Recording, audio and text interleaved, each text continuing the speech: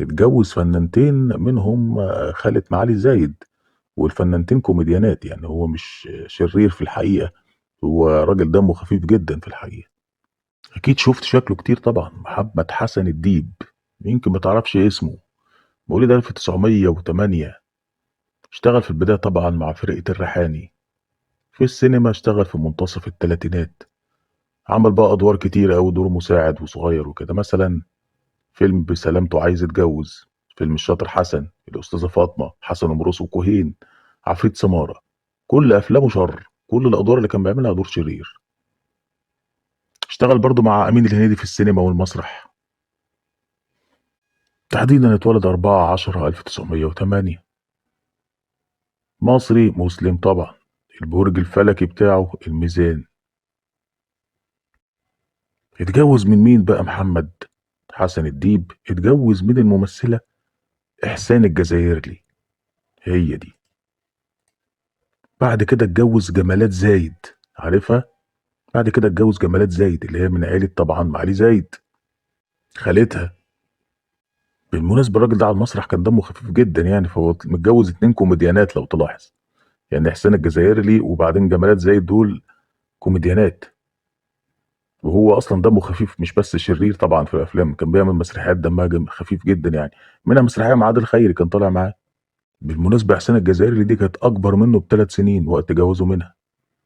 وقدمت دور أمه في فيلم لو كنت غني، يعني هي كانت مراته وعملت دور أمه. هي اتولدت بالظبط 1905، يعني قبله ب3 سنين، وهنتكلم عنها في حلقة تانية. وهي أصلا أبوها فنان برضه، أبو إحسان الجزائري وفوزي الجزائري، واللي أسس مع بنته فرقة الجزائري، وكانت فرقة طبعا مسرحية مشهورة جدا وقتها. وشكل هو وهي أول ثنائي كوميدي في السينما المصرية. لكنه جاله مرض طبعا التيفود وتوفى، اللي هو والدها يعني. تاني جوازة زي ما قلنا هي جمالات زايد، اللي هي أخت أمال زايد اللي عملت دور أمينة في فيلم بين القصرين، وهي خالة الفنانة الراحلة معالي زايد. الفنانة جمالات زايد بقى كانت مشهورة وقتها بملكة الضحك. أشهر واحدة كومبارس يعني، أو بتعمل أدوار ثانوية بتموت من الضحك في السينما. اتشهرت أكتر بدور الخدامة الرغاية الصرصارة اللي بتتكلم كتير. شاركت إسماعيل ياسين في أفلام كتيرة، أشهرهم الستات ما يعرفوش يكذبوا مع شادية. كمان شاركت في دور متميز في السر طاقية الإخفاء. اشتغلت مع جوزها محمد الديب في مسرح نجيب الريحاني. بداية التعارف بقى بينه وبينها وحبهم وجوازهم كانت على خشبة المسرح. وللأسف الجوازة ما استمرتش كتير لأنها توفت بعد أشهر قليلة في سبتمبر 1980. يعني اتجوزوا الاتنين، وبعد شهور قليلة من وفاة محمد الديب اللي هو توفى سنة 1979، اتوفت بعديه جمالات زايد بعدها بكام شهر. محمد حسن الديب انت تعرفه شكلا لكن ما تعرفوش اسما خالص. هو من اشهر كمان الوجوه المألوفة في تاريخ السينما، يعني الفنانين اللي هم المنسيين، اللي هو موضوع حلقتنا النهارده، يعني منهم محمد حسن الديب. هتلاقيهم معروفين كلهم شكلا، زي كمال ياسين كده لما جبته لك قبل كده، زي ممثلين كتير بجيبهم لك في قائمة فنان منسي. او لو دوست على الهاشتاج بتاع فنان منسي هجيب لك الحلقات القديمة كلها بتاعت فنان منسي. هتلاقي الناس انت تعرفهم شكلا لكن ما تعرفهمش اسما، ولا تعرف حاجة عن حياتهم خالص. والسينما المصرية كانت مليانة فنانين بالشكل ده، وكلهم مؤثرين وكلهم كانوا بيعملوا أدوار قوية جدا. المشكلة كلها إن الممثلين كانوا بيعملوا أدوار الشر عندنا ما كناش بنحبهم، رغم إنهم حياتهم يعني تختلف خالص عن التمثيل. الراجل ده قمة في الكوميديا في الحياة، كل الناس اللي كانت عارفاه كانت عارفة إن دمه خفيف جدا. والدليل على كده إنه اتجوز اتنين كوميديانات، وكان في فرقة الريحاني. للأسف عشان برضو أغلب المسرحيات ما اتسجلتش، إحنا ما نعرفش حاجة عن أغلب الفنانين بتوع زمان. ما نعرفش إن محمود المليجي أصلا أغلب أعماله كانت كوميدية، لولا إن مسرحيات إسماعيل ياسين ما اتسجلتش يعني كلها، واللي اتسجل منها اتسجل عليه حلقات مجلس الشعب. وجبنا قبل كده ازاي اعمال كتيره لاسماعيل ياسين باظت نتيجه غلطه موظف سجل على مسرحيات اسماعيل ياسين حلقات لمجلس الشعب. فضاع تراث كبير جدا، فللاسف ضاع جزء كبير من تاريخ محمود المليجي الكوميديان اللي احنا ما نعرفش عنه حاجه. اتبقت مسرحيه كل الرجاله كده، وبعض المسرحيات صوت بس لاسماعيل ياسين كان فيها محمود المليجي بيهلك الناس من الضحك. اللي انت ما تعرفوش عنه اللي هو كان امبراطور الشر وادوار الشر، كان كوميديان جامد جدا. وعندنا محمد حسن الديب ده كان شرير جدا في كل الافلام، لكن في المسرح اتفرج عليه ما تبقاش غير يمكن 30 يوم في السجن لعادل خيري على المسرح كان طالع فيها حسن الديب بدور امشير.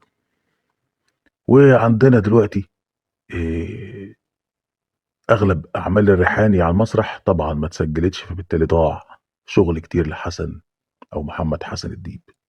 ورغم ادوار الشر اللي كان بيعملها كان بيعملها برضه بتاتش كوميدي، كنت تلاقي كده سنه كوميديا في الشر بتاعه. موقف مضحك قوي لما استغل الموقف وهم بيصوروا المسرحيه، وهما بيمثلوا المسرحيه وحسن الديب او محمد حسن الديب فضل يبوس بمش كتير قوي، فخرجت عن النص ونادت على الممثل باسمه الحقيقي. وقت بقى ما كانوا بيصوروا مسرحيه كلام في سرك، بيقول كان محمد الديب المفروض هو دور خطيب ميمي شكيب على المسرح، اللي هي سابته وراحت تتجوز من شخص تاني عمل دوره الفنان عبد العزيز احمد. كانت الروايه تقتضي ايه بقى، ان يحضر الفنان محمد الديب لشقه ميمي شكيب بحجه ان هو الخادم، فينتهز فرصه غياب جوزها ويحاول يبوسها بالعافيه. وقتها عبد العزيز احمد اتاخر في انه هو يجي يخش يطب عليهم ويضبطهم متلبسين ويضربوا والكلام ده وقت تصوير المسرحيه، ففضل يبوس كتير جدا بقى هو في ميمي شكيب. فراحت هي بقى ايه، اتضايقت ونادت بصوت عالي ما تدخل يا عبد العزيز. وهنا الجمهور قعد يضحك ويسقف كتير جدا لان ده كان خروج عن النص. من الافلام اللي شارك فيها المعلم بحبح، بسلامته عايز اتجوز، سلفني 3 جنيه، لو كنت غني، كدب في كدب، ابو حلموس، ظلموني الناس، والسماء لا تنام، وحسن ومرقص وكهين، وفي سبيل الحب، واسماعيل ياسين في دمشق، والزوجة ل5 رجال. وعندنا مسرحياته بقى الدنيا لما تضحك، محدش واخد منها حاجة، الدلوعة، الستات لبعضيهم، اللي يعيش يا ما يشوف، حماتي، بوليس دولي، يا ريتني ما اتجوزت، عشم ابليس، حسن، حسنين، حسونة، والرجل ذو ال5 وجوه، مسرحيات كتيرة جدا طبعا. وتوفى زي ما قلنا محمد حسن الديب سنة 1979. دي كانت حلقتنا النهارده. لو عايز تشوف حلقات تانية لفنان منسي تعرف شكله لكن ما تعرفش حاجة عن تاريخه، هتدوس على الهاشتاج اللي موجود في العنوان بتاع فنان منسي، هيجيب لك كل الحلقات، وهحط لك قائمة التشغيل بتاعت فنان منسي في الوصف بتاع الفيديو.